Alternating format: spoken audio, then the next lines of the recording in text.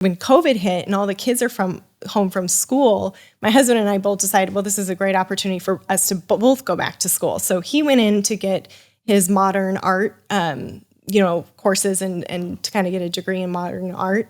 And then I went to Somm School. And my Somm School is actually through Napa Valley, which we're going to be drinking.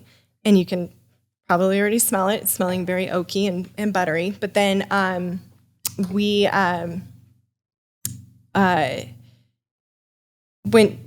just wanted to set an example, to all the kids that, we're all going back to school and at home. It's like, well, us adults are going to go back to school too. So we did. And through this, it has made me a totally different wine drinker and managing wine. And so now when I go through, or when I go, oh, I want a glass of wine, I don't necessarily think about what kind of wine I want. I actually think about the region that I want. Like, what am I feeling? Am I feeling it's summertime and, I would love something refreshing and light from, a warmer climate that's going to have a crisper, fresher, brighter wine. Or, this beautiful cloudy day in LA, it's like a Chardonnay is great, because it's a bigger white wine. It's more cozy. It's going to be, all of that. So, sometimes when you take a girl out to a date, boys, you can go, are we going to an Italian restaurant? Are we going to go to Thai food? Are we going to have sushi? It can help you kind of play around with your wines, and then just text me and I'll tell you what to get. Okay. Just tell me the menu. For those out there who can't text you, what's a good way? So you said, think of the region. Yes. Right. Yeah. And then that can kind of affect it. What are some other kind of detailed things people can consider? Yeah. So, you want to be, you don't want to have, let's say you don't want to have a light meal with a huge, heavy wine, So if you're going to eat on the lighter, healthier side, go for a lighter wine. So, especially like if you were a red wine drinker, you'd want to maybe go for a Pinot Noir, or in France, it's a Burgundy, which is made with Pinot Noir grapes. Or you could do some Italian wines that have, like Northern Italian red wines. They're lighter because they're in a cool climate, so the grapes don't get ripened. This red that we're going to sample here in a second, it's a big California wine. It gets a lot of sunshine. The grapes have more time to ripen, so they're going to be more sugar content, which is going to be a higher alcohol content, which is going to be, it's just going to be bigger. And you're going to taste it because think of that sun time that it gets versus shorter growth time for certain other grapes around the world. Just think of where it's at, kind of the latitude and longitude. Right. You want to think about that. So more sunlight means more flavor because you're getting more nutrients and more sugar and all that, like you said. Bigger. Yeah, it's going to be bigger. But then also too, it's like, both of these wines are aged and maturated, which means maturing in oak caskets. And that time in that oak is another added layer of flavor. And it's actually what they call the third layer, or I'm going to say it wrong, but the third layer of flavor when you're tasting the wine is going to be that oak that you're going to taste. But we can already even smell it here. Yeah. So when you're with a girl, and here's the thing. I love it. You guys are already holding the stems.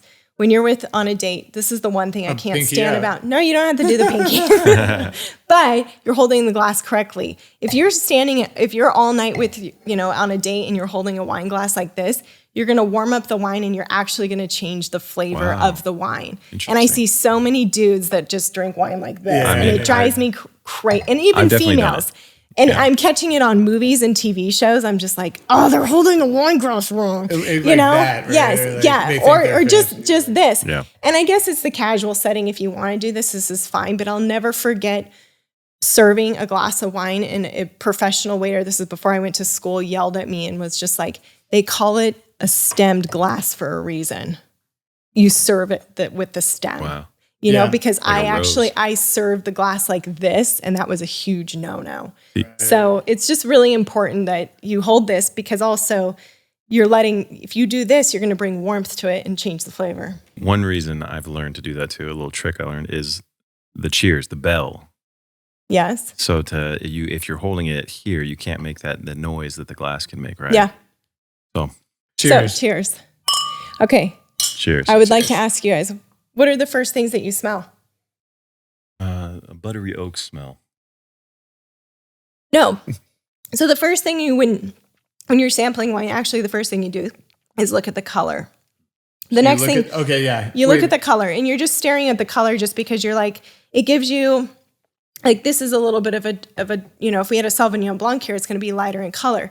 Because this is a darker yellow, you're going to actually say, okay, this is a darker colored white wine. And that can give you a hint as to whether it's been in oak or not, or maybe a steel barrel, which a lot are maturated in steel barrels. So I can already tell this is a darker color, so it's going to be that. Then you go to smell it. You go, why do people smell it? Well, that's the first note that you're going to hit about smelling. It's going to give you the first cues about this wine. Is it acidic? Do you smell the acid first in the wine, right? So that's what you're smelling. Is it an acidic wine? Is it not acidic? Does it smell sweet? Does it have any floral aromas to it? Do you smell lemon? Do you smell... That's what you're going to smell. Oak wines, typically, you're going to smell the oak, You're going to say, okay, I can kind of smell that mustiness. That's the oak in it. So when it comes to white, I feel like there's, at least for me, I have like my own little spectrum, and it's like oaky and then buttery. It's like the two are kind of at the end. I know you can have kind of both, but it's like one is very sweet, and then the other is very oaky. Well, but the oak and the butter actually are both because of an oak barrel. So the oaky and the butteriness is actually coming from that oak. Or I guess it's like sweet and then oaky, and then buttery can be almost either. Well, this is going to be definitely, and they also describe it as bready because sometimes it can smell yeasty too. Okay. And that's kind of think of bread and butter, that kind of that bigger, taste. But for this, it's actually pretty a bright Chardonnay. I mean, I can smell the oak for sure, but I can also smell lemon. There's a little and floral. For people out there, we're drinking the Farniente. Farniente. Yep. Use your French. Come on. Yeah, Mr. I mean, I guess I would say that like Neon, but like if you pronounce the T, it'd be like Niente. Yeah. Which is like Spanish. Yeah. So this one's actually going to be kind of quite crisp. And also how we can tell about that too is I immediately look and see what the vintage is. This is a 2021. So this is a newer vintage. If it was older, like if we were going to drink a 2018, even if it was that, 5 years younger, it's going to not be as bright as this. It's actually going to be more, yeasty or, the oakiness. It's going to be more subtle, but because this is a newer, fresher vintage, quite young actually, it's going to smell brighter. It didn't sit in the oak barrels that long. So that's why when it's maturates or sit in the bottle, the flavor is going to develop and change and things like that. Okay. White wines, you typically don't want to drink an older vintage, just because they can tend to go bad. Unlike red wines, do really well, maturing. So let's move on to the red because we have limited time here. So we'll do like a Meldman Family Estate 2011 Private Reserve Napa Valley. Gorgeous decanters. So again, smell it, look at the color, smell it. We're looking at the color, then we're smelling, and the color actually helps you decide too about the body about the wine. Is it going to be a big body? Is it going to be lighter body? This is darker. Obviously, this is really dark. So this is going to actually. Then you go to smell it, swirl it around because that helps with the aromas. Does that just bring it to the? When people do like this, they're doing this because they're opening up the aromas into the wine. You're going to get a better sniff about it. Also, you're oxygenating the wine a little bit more, which is going to help develop the flavors of the wine. So, I mean, fruity, right? It's very fruity, deep berries. Yeah.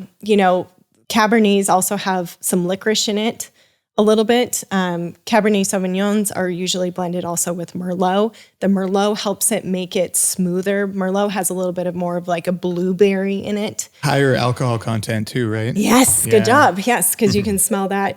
acidity. And actually you can smell alcohol, obviously. And when you can really smell that alcohol smell, you're going to go, okay, California wines are typically actually more in the 14% or higher range of alcohol versus Italy is going to be like in the 11, to 13%. So California wine, 14 and a half. Right? See, there you go. So I did go to school. Ladies and gentlemen, she knows what she's talking about. Yeah. So anyways, good job, Will. Yeah, you can smell. But this one's very, very dark. And this is a 2011. So this is 12 years old. So cheers. Cheers. This will be really good.